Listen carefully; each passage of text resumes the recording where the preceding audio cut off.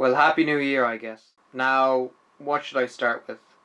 The end of time? Nah, that's part Christmas special, part New Year special.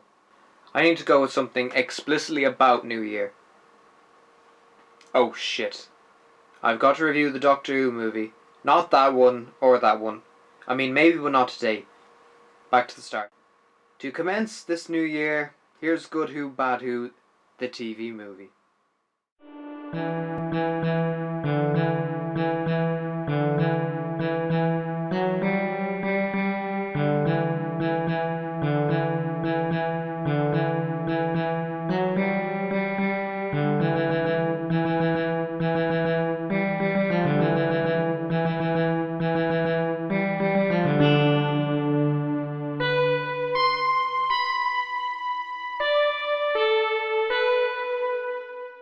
I seem to bring up the wilderness years a lot in Good Who, Bad Who, don't I? That dark time between survival and rose. After the garish embolism of Dimensions in Time in 1993 and the much better 30 Years documentary, there were talks of a Doctor Who film. Some of these involved A-list director and Doctor Who fan Steven Spielberg being attached. As fascinating as it sounds, as tantalising as it sounds, he left the project and it went back to the drawing board. One version included Tom Baker as the Doctor, and another pitch, now known as the Leakley Bible, had a potential series consisting of remakes of classic stories and concrete confirmation that the Doctor and Master were brothers. There was a universe where this was picked up. Those poor fans. Honestly, the story behind the movie is 1,000 times more interesting than the final product. What if can be more interesting than what was. Following many false starts, Doctor Who was inevitably brought back for one night only for a made-for-TV movie, starring I from Whitnale and I himself, Paul McGann. 21, near 22 years since this broadcast, the 1996 Doctor Who movie stands as a bridge between old and new Who. Not quite new Who, but with ties to the old. But does it hold up? When all is said and done, is Doctor Who the movie good or bad Who? The movie begins with narration by Paul McGann. We are treated to a CGI render of Scarrow as the Doctor recounts the Master's trial and execution by Daleks on helium. There are problems with this opening, the most glaring being the exposition minefield going over every viewer's head. Word to the wise, if you're going to revive a show, especially one with a long life as Doctor Who, do not throw 30 years worth of stories on anyone. Get the basics right and reveal it slowly, like Russell T Davies did with Rose. Do be positive, I love John Debney's score with additional music by John Sponsler and Louis Serbe. Those ominous beats segueing into a greater sequence, crescendo, and then Doctor Who theme. Now some would call orchestral music in Doctor Who sacrilege, but I don't. I guess it depends on the composition with me. This exquisite arrangement of Grainer and Derbyshire's theme is unfortunate, however, as it suggests hope that this story could be fan-bloody-tastic. Spoiler alert, it's not. After the still pretty impressive title sequence, Mr. McGann exposits the 13 lives limit, the Master's situation regarding it, and new viewers are lost and potentially gone cross-eyed. We see a pair of hands carry a Time Lorder into a safe where it is locked by a sonic screwdriver. The mystery of these hands will come as no surprise to fans who saw Sylvester McCoy's name in the credits. Camera pans up to reveal Seven, whose warped reflection reminds me of a spitting image puppet.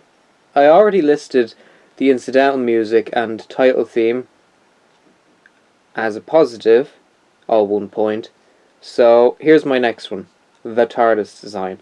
Oh my god, it is beautiful. Money well spent, tragically lost time. The TV movie almost doesn't deserve a set with as much detail as that one. Sylvester McCoy's new costume is pretty cool too. Hair's a bit long, but it adds the question marks to gone. Hold on. Where's Ace? Few Easter eggs and then the plot begins again. Before he died during the hiatus, the Master perfected the art of turning into a blob of ew. Call it morphant, call it a death worm, it still looks like that. He somehow causes the Doctor's teacup to sinkhole and shatter. Weird. In this tea confusion, he messes with the TARDIS, causing it to emergency land in San Francisco's Chinatown area, one day before New Year's Eve in 1999. This is where you meet Chang Li, Yi Ji Cho, who acts like he stepped out of a Poundland Martin Scorsese film, or a really cringy late 80s, early 90s one. There's a bit of padding with the screen test of bad before the TARDIS lands in front of Lee behind a Visit London poster.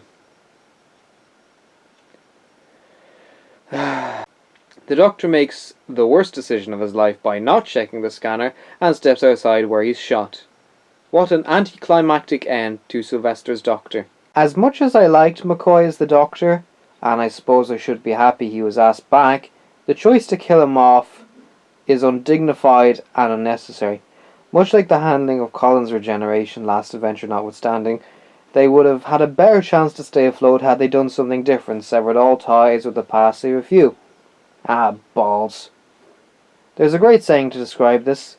Those who do not learn from history's mistakes are doomed to repeat them. Well, now that they've killed off poor Doctor Who, he should regenerate after being gunned down, right? Our survey says... The Doctor passes out, the Master slimes out of the front door, and Chang Li gets him an ambulance. Eric Roberts appears as Bruce, the guy from the ambulance, before his inevitable tree massing. One more reference and he gets x-rayed. The Doctor's in a bad way and the ER extras call in Dr. Grace Holloway, Daphne Ashbrook. Her introduction is bizarre, to say the least. Now it's crystal clear that this man ain't from around these parts with two tickers, and the Doctor even wakes up as he's about to go under the knife to tell them he's not human, and they'll kill him if they operate on him. Yet they don't listen. So guess what happens? The death of the Seventh Doctor is quite frankly the most disturbing death any Doctor's ever had. I'm half afraid to show it lest I be flagged, but the directing, camera angles, and McCoy's traumatizing scream is far scarier than any Dalek. He's wheeled off to the morgue where Will Sasso spouts unfunny dialogue and overacts to his heart's content. Later he watches Frankenstein, or metaphor for this scene. Meanwhile, Eric Roberts snoring to his real wife's annoyance, before being suspiciously invaded by the transparent cobra. Back at the hospital where McCoy's Doctor pulls down his sheet and pulls his face so hard, grinning with all his might that he becomes Paul McGann. Yes, nearly at the 1 hour mark and the man given top billing, the Doctor, arrives. That's not the way to do it. He wakes up and bangs the door down, and Will Sasso really goes full Looney Tune and faints like an idiot. Our new Doctor, woken from his regeneration, wanders the hospital corridors until he finds an aesthetically interesting but logically strange room. We find out the Doctor's got amnesia and expresses in Jesus imagery with an embarrassing "Who am I?" This is intercut with BJ Master with goofy green contacts. The next day, writer Matthew Jacobs pans the story out a bit more, and we get a weird scene where Eric Roberts strangles his wife as the Master. Paul roots through a few lockers, one with the strangest reference of all. Who has it? Why have it? Too many questions. Eventually he picks the Wild Bill Hickok costume. The Doctor finds Grace, annoys her, and pulls out the wire in her car. That's one way to make a first impression. They talk, few tidbits, 2 hearts, shit editing to mask an error, and back to Chang Li.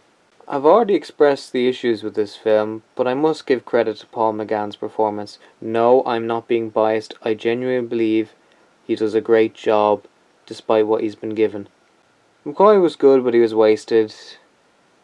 Ashbrook's okay, and so is Yi, even if his hair gives him the appearance of an Asian Tommy Wiseau. And then Lee, goes into the TARDIS, which would be a neat reveal, but they shat the bed on that one, didn't they? Then Roberts as the Master reveals himself. He says his body won't last, yet he looks okay despite a gammy finger. And he looks pretty silly in his Terminator cosplay, as it's known. No one talks about Roberts as the Master. That's for a good reason. He's bad, overacting camp, not aided in any way by those goofy green eyes. Eric's a decent actor, but he was wrong for this role. All he does is make me wonder what Boy would have done, and long for it even more. Running through this, the Master bullshits his way to Changley's trust with one of the lamest lies ever written, offering him gold dust and bringing him to the cloister room. Another nicely made set. They open the Eye of Harmony, which isn't on Gallifrey, but the expanded universe will probably have explained away that shit by now.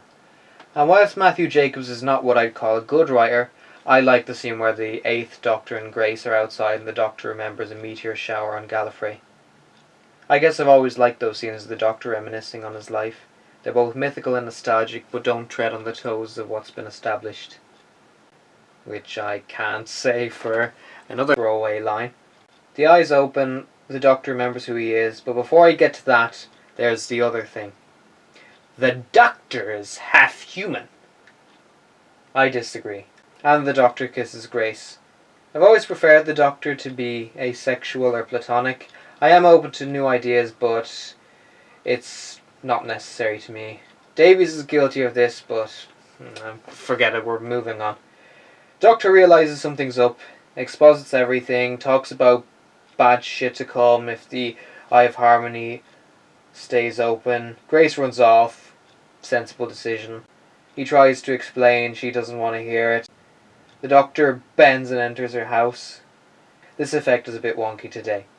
And then the story goes full garble. Full unadulterated nonsense. Hero needs atomic clock part. Villain tries to stop him and steal his regeneration. They cross paths. Doctor finds out. Master gauzes on Grace's wrist. Doctor and Grace escape. Steals bike, jelly baby, British chase. Go to Institute, filler, half human BS. Doctor steals peace, fools Gareth, escapes Master and Lee. Drive back to TARDIS, funny scene. Doctor tries to fix, technobabble. Master's Gog possesses Grace. She knocks out the Doctor. Go to Eye of Harmony. Doctor gets Clockwork Orange headset put on him. Bad Master goes glam rock on us. Doctor reveals his deception. Changley is killed. Grace opens the eye after Master takes away his influence. He prepares to steal his life. Everything goes to shit. Grace Tegan's her way out of the end of time itself. The Master's plot is foiled. He throws Grace over the platform to her death. Doctor and Master fight. Master does this laughable wire jump. Doctor blinds him and the Master falls into the Eye of Harmony until he's brought back to the show in 11 years' time. Doctor fills with time, so Grace and Changley are fine. Then they all part ways. Happy New Year? Dear Lord, everyone's brain cells have gone pop around the world. Well, those that are still watching. It's no wonder that after this, Doctor Who is pretty much dead to the world. There are many issues with the TV movie. The continuity worship that's not even done properly, the half-human inclusion, the terror final half, and some strange directing from Jeffrey Sachs. So, let's go through this again. What does the TV movie get right? Music. Memorable and appropriately cinematic. Production design, especially on the TARDIS. Paul McGann proving he could be a great Doctor despite the material. And that scene where the Doctor talks about Gallifrey to Grace. Everything else flip-flops from mediocre, dull and offensive. Even when I first saw this as a kid, I knew it wasn't good. It's no way to bring Doctor Who back. It needed 12 rewrites and a different antagonist. There is some closure in a televised end to McCoy, but it shouldn't take up the time it does. The TV movie has redeeming qualities, but when all is said and done, it's problematic, and more importantly, it is far, far, far away from even coming close to good enough Who. It's not going to win any new fans. McGann and McCoy deserved better, and thankfully they got better. 3.5 out of 10.